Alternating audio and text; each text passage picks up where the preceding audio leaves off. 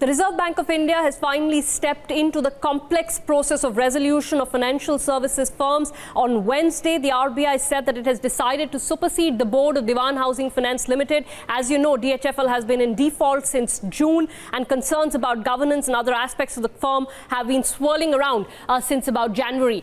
This is what the RBI said. It said that it is exercising the powers that have been given to it under the RBI Act of 1934, and in the exercise of those powers, they have decided to supersede the board of Dewan Housing Finance Limited owing to governance concerns and the defaults by DHFL in meeting various payment obligations. The Reserve Bank of India went on to say that they have appointed an administrator. A former banker has been appointed as the administrator from DHFL.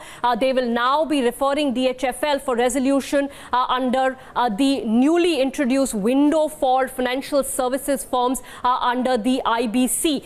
Just pause here for a minute, because I do want to mention that there are two major regulatory changes that have taken place to allow this to happen. Until the start of the year, the RBI actually did not have the powers to supersede the board of an NBFC. Also, the regulator for housing finance companies, which is what DHFL is, was the National Housing Bank. Now, in the budget of July, after the government was re-elected, they made two significant changes. One, they gave RBI powers to supersede the boards of NBFCs, and they brought regulation of HFCs under the RBI. So that prepared the RBI to take an action of this nature, which it can take in the course of banks. But then the question was that if you do that, how do you go about the resolution process?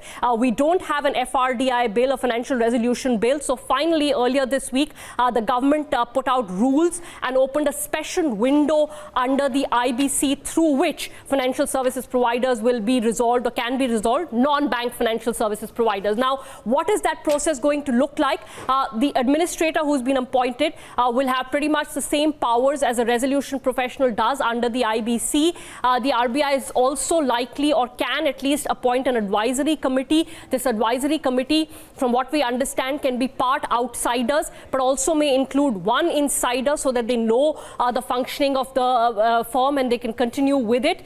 There would be a moratorium which kicks in and commences on the date of initiation of the resolution process. Unlike in the case of other firms where it has to be admitted for insolvency, here the moratorium kicks in immediately.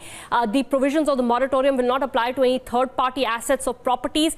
We believe this should extend to securitized assets as well, but we'll see. This is the first case, so it's a test case.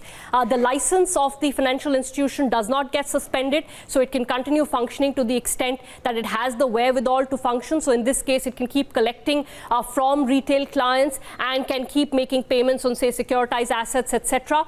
The administrator will eventually go back to the RBI to get a no objection once a resolution plan is approved. Now, that resolution plan will be approved via the main creditors of the DHFL in this case, or any other financial services company. They will approve a plan, they will take it to the RBI. The RBI will say we have no objection, and then perhaps it can proceed. As part of that resolution plan, they also may try and bring in a large shareholder who then takes control of the firm. Now, we don't know what that resolution process will look like, but as BloombergQuint has reported over the last few months, there were a couple of proposals doing the rounds. One of them was to split the debt of DHFL, which is about 85,000 odd crore, into sustainable, which is largely the retail assets, and unsustainable, which is largely the developer loans.